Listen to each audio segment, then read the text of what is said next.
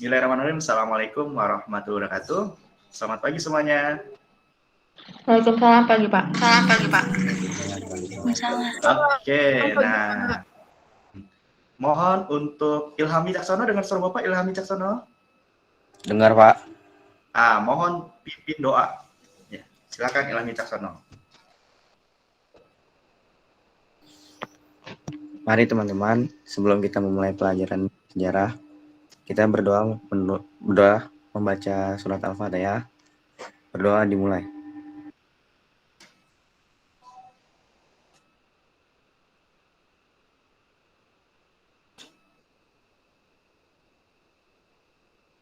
Berdoa selesai. Oke. Terima kasih kepada Ilhami Caksono sudah memimpin kita berdoa ya, karena memang doa itu penting ya. Bagaimanapun kekuatan doa adalah salah satu kekuatan penting untuk kita belajar ya. Dan jangan lupa terus bersemangat berdoa karena kita tidak tahu kan doa mana yang akan dikabulkan oleh Allah Subhanahu wa taala. Jadi masih ingat materi pekan lalu tentang materi pekan lalu itu tentang perlawanan terhadap VOC ya. Nah, hari ini kita akan membahas tentang perlawanan rakyat Indonesia terhadap Belanda. Nah, Bapak akan mengaitkan ya materi ini dengan pengalaman kita semuanya. Dan kebetulan ya, takdir ya, kita bertempat tinggal di Jakarta, atau sekolah SMA 20 itu letaknya di Jakarta. Jadi memang ada erat sekali hubungannya antara penjajahan Belanda Jakarta. Lalu karena lingkungan SMA 20 ini luar biasa ya, karena memang kita ini salah satu ring 1, dekat sekali dengan Istana Presiden, dekat sekali dengan kementerian dan sebagainya, bahkan dekat sekali dengan Kedutaan Besar Amerika Serikat, seperti itu. Nah, Bapak ya harapkan materi ini menjadi pengalaman sejarah buat kita semuanya. Oke, semua sudah terlihat ya, ini adalah instrumen penilaian sikap kalian selama pembelajaran hari ini ya. Ya, jadi ada 4 aspek yang akan Bapak nilai ya, dari bekerja sama, jujur, tanggung jawab, dan disiplin. Hari ini Bapak ya, atau kita semua akan membahas tentang strategi perlawanan bangsa Indonesia terhadap Belanda. Ya. Di sini yang sebelah kiri kalian itu bendera Belanda, yang sebelah kanan adalah bendera Indonesia. Makanya ada peristiwa penyobekan Hotel Yamato ya pasca kemerdekaan kita ya. Karena memang kenapa? Karena birunya nanti dirobek seperti itu. Nah, di sini ya.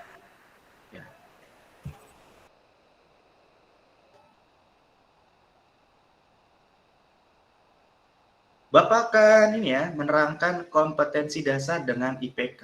Ya. Kompetensi dasar sama seperti pekan-pekan selanjutnya karena memang KD ini Bapak buat kurang lebih 3 pertemuan ya. Di sini Bapak bacakan ya.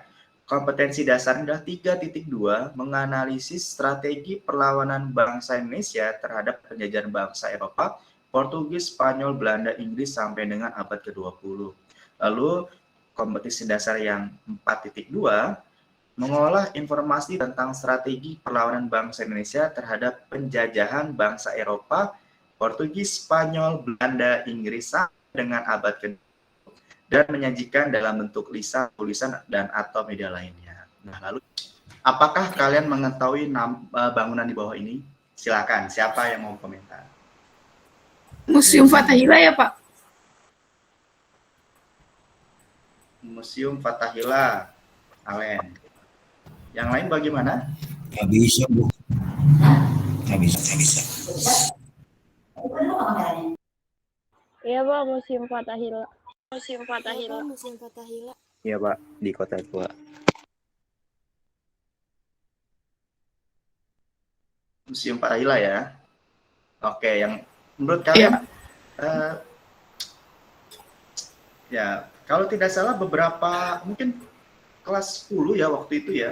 Kalian pernah ke mohon maaf, Bapak akan meluruskan dulu sebelumnya. Ini memang terkenal dengan nama Museum Fathahillah ya. Tapi nama resminya adalah Museum Jakarta. Jadi memang masyarakat Jakarta dan sekitarnya itu mengenal dengan nama Museum Fathahillah, tapi untuk nama resminya adalah Museum Sejarah Jakarta. Gitu. Jadi Bapak harapkan ya sebenarnya tidak masalah juga ya menyebutkan Museum Fathahillah ya, tetapi memang nama supaya kalian tahu juga nih nama resminya atau nama yang digunakan adalah Museum Sejarah Jakarta.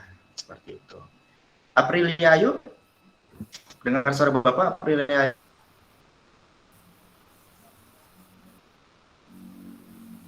Ayo. Dengar, Pak. April. Saya udah buka, Pak. Udah dari tadi. Oh, udah ya? Sebentar. Udah.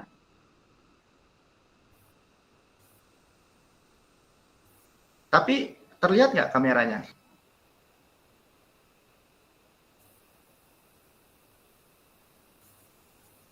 Tapi di Bapak kok nggak bisa ya? Kenapa ya? Coba sebentar. Sinyal Bapak kayaknya deh. Ini di saya Sinyal Bapak nih. apa, Pak?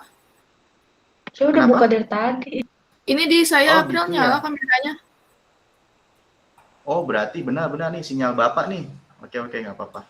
Mohon maaf ya semuanya. Jadi, mohon di tempat Bapak ini nggak tahu nih ya.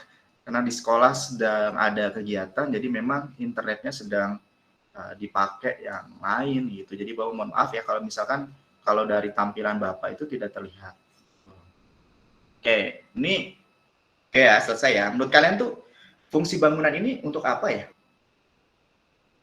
Untuk mengenang sejarah, Pak. Jadi kan di dalam bangunannya itu kan banyak barang-barang sejarah seperti gerabak, keramik-keramik, terus juga ada ruangan-ruangan kerajaan kalau tidak salah, terus di dalamnya itu banyak menyimpan benda-benda masa lalu. Jadi supaya kita tahu apa-apa aja yang dipakai pada zaman dahulu, terus juga bagaimana kerajaan-kerajaan zaman dahulu hidup gitu, terus sama gambaran-gambaran keadaan zaman dahulu.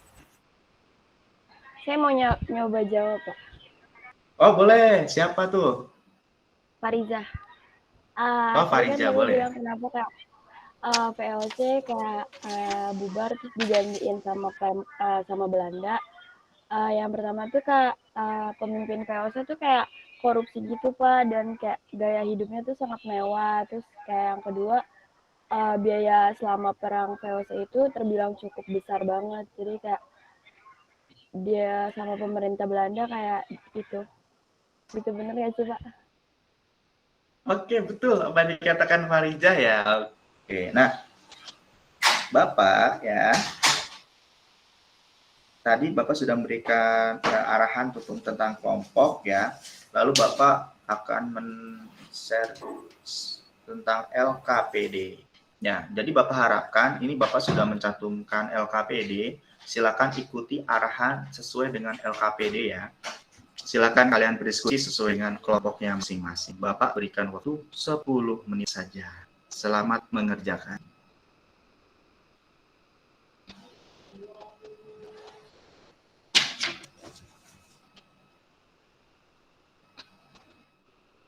Assalamualaikum warahmatullahi wabarakatuh. Saya perwakilan dari kelompok 1.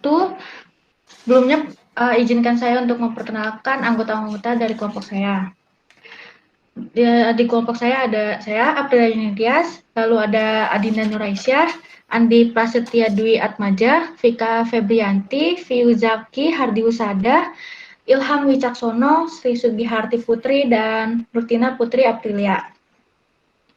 Nah, sebelum memasuki latar belakang dari perlawanan Patimura, di sini saya sudah mencantumkan peta pertempuran Patimura, bisa dilihat di PPT. Lalu untuk latar belakang, sebelumnya Maluku itu merupakan salah satu daerah yang pernah dijajah oleh Belanda karena hasil rempah-rempahnya yang berkualitas dan melimpah.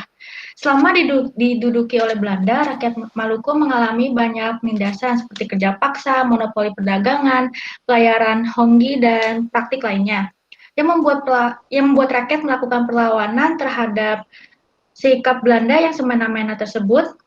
Sejak abad ke-17 hingga 18, banyak perlawanan bersenjata dari rakyat karena praktik penindasan Belanda. Di Maluku, praktik penindasan Belanda berlangsung selama 200 tahun. Selama waktu tersebut, rakyat memproduksi cengkeh dan pala untuk pasar dunia. Namun hal tersebut malah membuat rakyat justru semakin menderita karena Belanda memonopoli perdagangan cengkeh. Nah, untuk foto yang ada di samping latar belakang itu merupakan Kapitan Patimura atau Patimura yang lahir pada 8 Juni 1783 di Haria, Saparua, Maluku Tengah. Beliau lahir di keluarga Matulesi dengan nama asli Thomas Matulesi. Ayahnya bernama Frans Matulesi dan ibunya bernama Fransina Silahoy. Sebelum maju dalam peperangan melawan Verenigde Oost-Indies Company atau VOC, Patimura pernah berkarir di militer sebagai mantan sersan militer Inggris. Nama beliau semakin dikenal karena memimpin perlawanan rakyat Maluku terhadap Belanda di Perang Patimura. Itulah mengapa Maluku tidak ingin Belanda kembali menjajah Maluku. Tapi pada tahun 1810 sampai 1816, Hindia Belanda termasuk Maluku dikuasai Inggris. Pada tahun 1817, Belanda kembali berkuasa di Maluku. Aturan-aturan yang menindas kembali diberlakukan seperti aturan kerja paksa dan monopoli perdagangan cengkeh.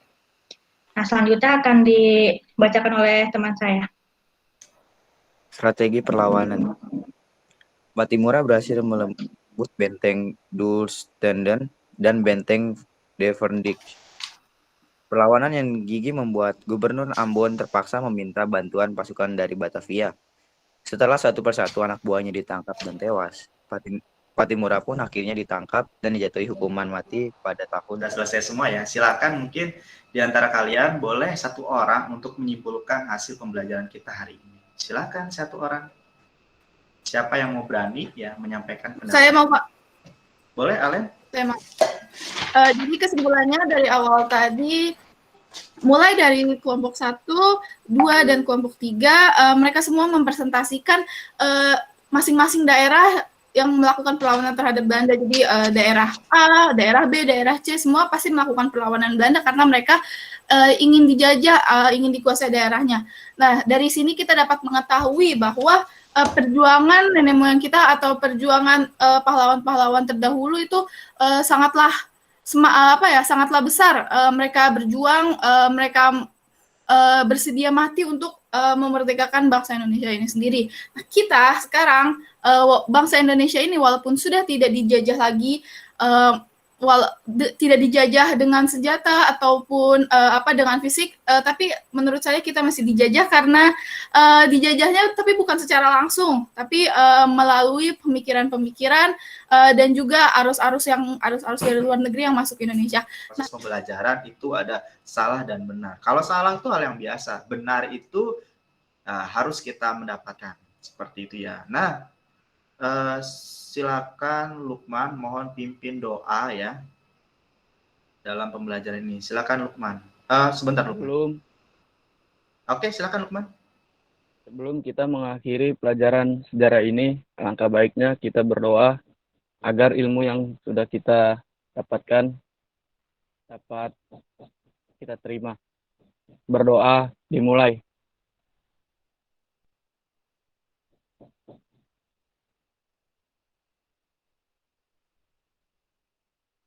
Berdoa selesai. Oke, terima kasih kepada Lukman dan semuanya. Bapak akhiri pertemuan kali ini ya. Semoga kita tambah semangat dan terima kasih dan mohon dikerjakan uraiannya ya. Akan Bapak gabungkan nanti. Terima kasih dari Bapak. Mohon maaf apabila salah kata. Wassalamualaikum warahmatullahi wabarakatuh. Waalaikumsalam.